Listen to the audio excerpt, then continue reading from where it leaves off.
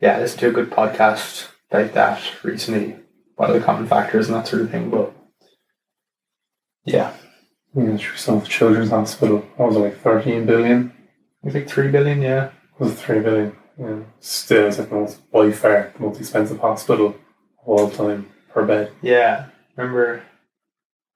Yeah, yeah. Like I think a big problem with the infrastructure projects. It's not specifically the children's hospital. I think I'm just trying to think back in the podcast about the trains, and it was like the problem is when you get someone to design it and then someone to build the same person to build it. So single contractor projects. Yeah. You should have one company design it and one company build it, and that like dualistic relationship between designer or engineer, architect, and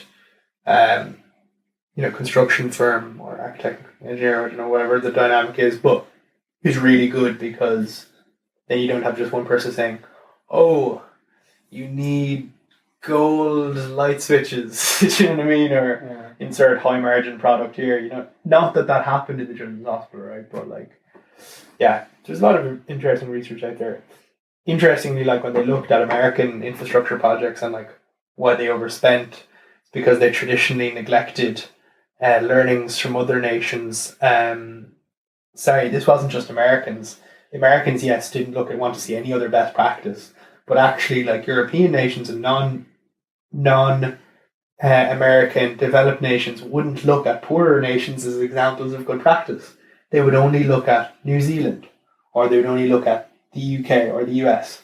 They wouldn't look at like Italy or